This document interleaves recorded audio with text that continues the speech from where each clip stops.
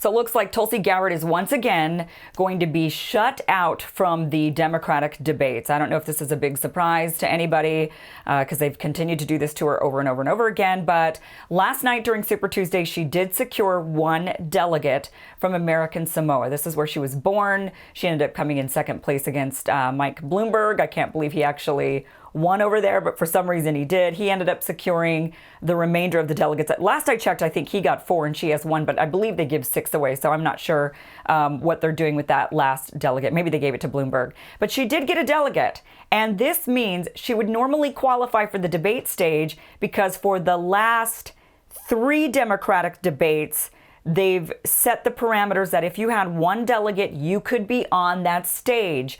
But of course, the DNC is going to be changing the rules. So let's kind of go over this a little bit. The next Democratic debate is going to be March 15th in Phoenix, Arizona. The DNC has not laid out the qualifiers for what it would take, but it had in the previous 3 debates.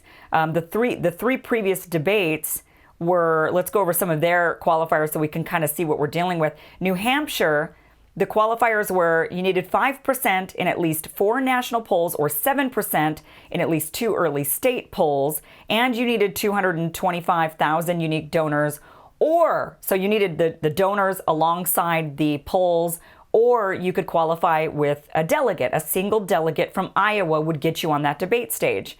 Nevada, they changed the rules a little bit and they said, okay, well, they dropped the donor threshold. So they said it's either polls or a delegate. So they said you can get 12% in 2 early state polls, 10% in 4 national polls, or at least 1 delegate from either Iowa or New Hampshire. And then South Carolina, they said 10% in 4 national polls, 12% in South Carolina specific polls, or win at least 1 delegate from one of the early states of Nevada, Iowa, or New Hampshire. So of course, going into this next debate, you would think that they would have a similar polling threshold and a similar, you need to at least get 1 delegate from any of the areas voting for the United States. I think it's a little bit, I'm sure America Samoa should be a bit upset that they, like the DNC is looking at them and saying, well, okay, maybe you don't really count. So yeah, it was 1 delegate, but you don't really count. So we're just going to go ahead and change the requirements. Of course, that's one way to look at it. Another way to look at it is that they're just continuing to limit Tulsi Gabbard, and they would have done this to her no matter which state she would have received the delegate from. That's also very, very likely. But I want to show you this tweet that came out. So people started to get really excited. Tulsi Gabbard supporters got really excited saying, wow, okay, she got a delegate. This means she can make it to the debate stage. And so this started trending on Twitter. So of course, the DNC communications director has to come out and issue a statement. This came from Sochi, I might not be saying her name right, Sochi Hinojosa. She says, we have 2 more debates. Of course, the threshold will go up. By the time we have the March debate, almost 2,000 delegates will be allocated. The threshold will reflect where we are in the race, as it always has. So there it is. They're basically prepping us saying, no, she's not going to be on the debate stage.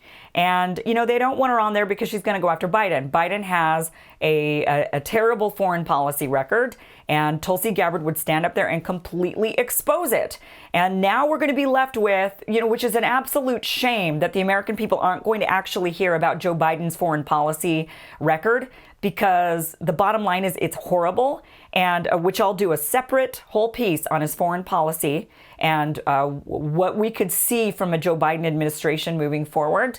And the fact that America's not going to hear that, people are going to blindly vote for Joe Biden without realizing that in some ways his foreign policy is worse than Trump's. And a lot of times right now, Democrats, their narrative is anything Trump does, I'm going to do the opposite because everything he does is bad. So even the good things that Trump might be doing, and there are a few, believe it or not, Joe Biden would get out there and maybe say, well, I'm just going to do the opposite of him. And in many cases, he has done the opposite of him. And Tulsi Gabbard would be the perfect person on that debate stage to expose that. But of course, they're not going to allow her on. Now, where it's going to be interesting is whether or not they allow Elizabeth Warren on that debate stage. because in their mind, Elizabeth Warren, the DNC establishment, their mind is Elizabeth Warren is taking away from Bernie Sanders supporters, and she is. And so they would like to see her on that debate stage, still going after Bernie Sanders. Sure, maybe she'll attack Joe Biden, but she's playing in a different sandbox when it comes to Joe Biden versus Bernie Sanders. A lot of the supporters, the establishment believes, for Biden are for Biden because they were also for Klobuchar and for Buttigieg and Kamala Harris and, a lot of these others. But Warren, they believe, is taking away from Sanders' progressive movement. And so I could see them wanting her on that stage, even if she's going to attack Joe a little bit. I think she would be on that stage to go after, they're hoping, Bernie Sanders. So it's going to be interesting to see if they still, when they change the rules, if Elizabeth Warren is going to be on that stage. I think at this point it's obvious to everybody this is a two-horse race. Joe Biden and Bernie Sanders, this is what it's boiled down to. I know Elizabeth Warren and Tulsi Gabbard are still in the race. I have mixed feelings about it. I think personally at this point, I would have ended my campaign personally at this point. I think you have to know when to call it. And for Elizabeth, it's a little bit different than it is for Tulsi. Tulsi really doesn't have any reason to exit the race. She's not running again for Congress. So she doesn't have, she's not trying to set herself up for a different campaign that, she has to be cautious. Elizabeth Warren has to be cautious because she still needs DNC money. She still needs Nancy Pelosi's support in her big purse in order to get her campaign going. And she's got to, she's got to satisfy her Massachusetts voters. And to be quite honest, the way Massachusetts turned out last night with Joe Biden winning that state and Sanders coming in second, it makes you think maybe Elizabeth Warren knows her voting base in Massachusetts better than we do. And so she understands that they are more conservative and that they would prefer her to be backing Joe Biden, which is why I think if Elizabeth Warren got out of the race, she might actually go and support Joe Biden because Massachusetts did go for Joe Biden. Kamala Harris, on the other hand, is probably sweating. California went Sanders, and Kamala Harris did the whole establishment thing and then even contemplated backing Joe Biden. And that all came out. And now that her home state has gone for Sanders, I'm wondering if Kamala Harris is sitting there thinking, oh crap, made the wrong calculation, which she has no political instincts. That shouldn't be a surprise to anybody. But moving to Elizabeth Warren, on the other hand, we'll see what she ends up doing. Personally, of course, I would like to see Elizabeth Warren getting out of the race because I do think that this will benefit Sanders largely. Tulsi Gabbard, I don't think she's detracting from Bernie Sanders. I think right now the people voting for Tulsi are more libertarian leaning. I think a lot of the progressives that were, like myself, extremely supportive of Tulsi Gabbard still am very, very supportive of her. She is my number one choice. She is my favorite candidate. And whatever future she decides to have for herself, I will be there supporting her because she is a phenomenal candidate and a phenomenal person, just a great human being. But, a lot of us progressives that saw where this was headed decided ultimately to cast ballots for Bernie Sanders, knowing that the progressive movement's going to need all the help that we can possibly get if we're going to defeat the establishment. And this has really become a two-horse race, unfortunately. So... But, once again, I would really love to see Tulsi on that debate. I believe if you're in the race, you should be on that debate stage. If you've decided you want to stay in the race, then they should not be limiting people from having their voices heard. It is anti-democratic fundamentally. So they're limiting Tulsi Gabbard. They don't want to hear from her. Her message still needs to come out. People ask, why is she still campaigning? Why is she still in the race? Like I said, she's not running for Congress again. So why not continue getting your message out there? They keep saying, the establishment keeps saying, well, Bernie Sanders never stopped campaigning after 2016. Why does Tulsi Gabbard have to stop campaigning after 2020? Why can't she keep going? There's always 2024. She's got a bright future ahead of her. She's only 38.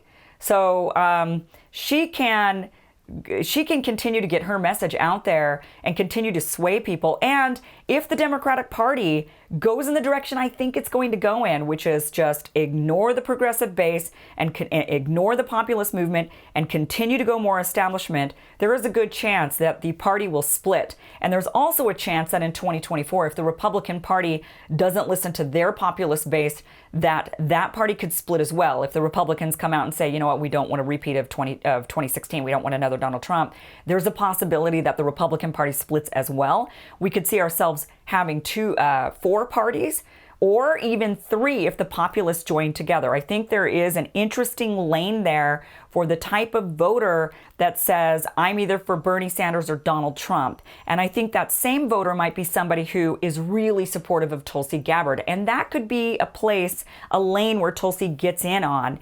And when she gets in on that lane, in that party, that could create a whole new dynamic in our political sphere, a whole new future, which would be welcome. I mean, completely welcome. I think it's time for another party. I think we're seeing that the establishment is so corrupt. I don't know how we're ever going to defeat it. We might just need to create that third lane. And I think Tulsi Gabbard is creating a very strong position to be a leader in that lane.